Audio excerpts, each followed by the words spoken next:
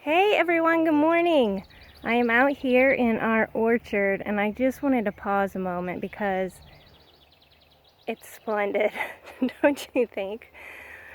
So when we first moved in, if you've been following for a while, you know we started planting a lot of different kinds of fruit trees, and we started with the typical grass underneath, and then we have been slowly eliminating mowing everywhere except for paths and a little bit around our house to keep all the officials happy so that we can keep doing this.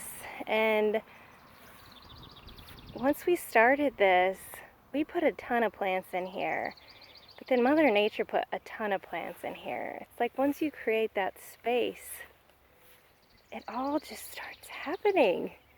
And I really am sort of speechless about it all. There is a hum of bees. I was sitting out our south door just a little bit ago appreciating this beautiful, beautiful morning. And there were all kinds of little sweat bees all over me. I mean 20 or 30, and they had pollen all over their legs.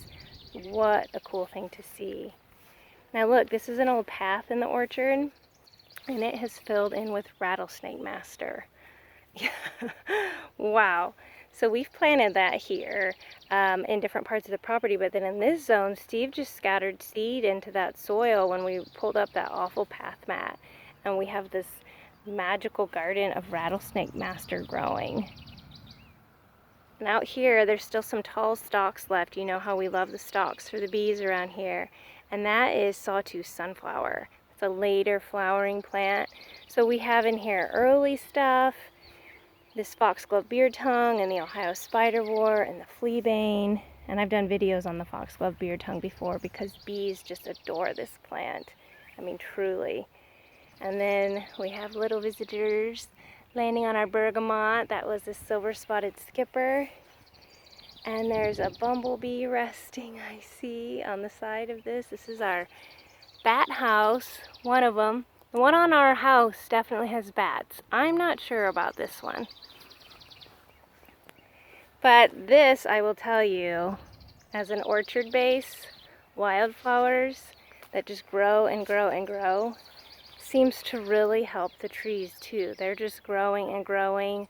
We don't have to mow around it, which in our opinion is just this massive waste of our time when we could be looking at all of these beautiful plants and insects and this world around us that we only have so much time on.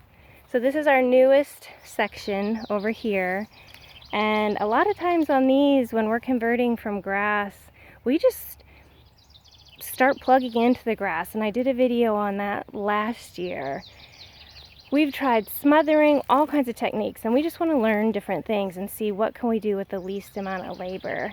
And so this is looking pretty good. This is year 2, and it's a lot of natives. You can always expect the asters and the goldenrods to come in, and the fleabanes on their own. And I put in the spiderwort, and the cup plant, of course, comes in everywhere on its own. There's some brown-eyed Susan leaves. And I'm going to walk you around to the newest part so you can see what it looks like at first so you don't freak out.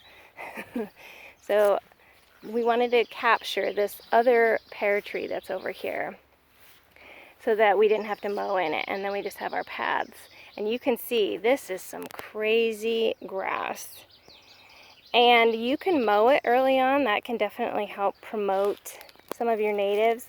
But we haven't been doing that because we have found so many birds nesting amongst this grass. And so we're just letting it go and keep plugging in natives. You can see some here because they're flowering. And so I'll make sure to follow up in a year or 2 on this zone and show you, because from past experience, I know this grass is going to give up and it's going to be all wildflowers in here. Many will say that's impossible. But it's not impossible when you have the seed bank there. So here you go. One last look of the splendid orchard. All coming into its own.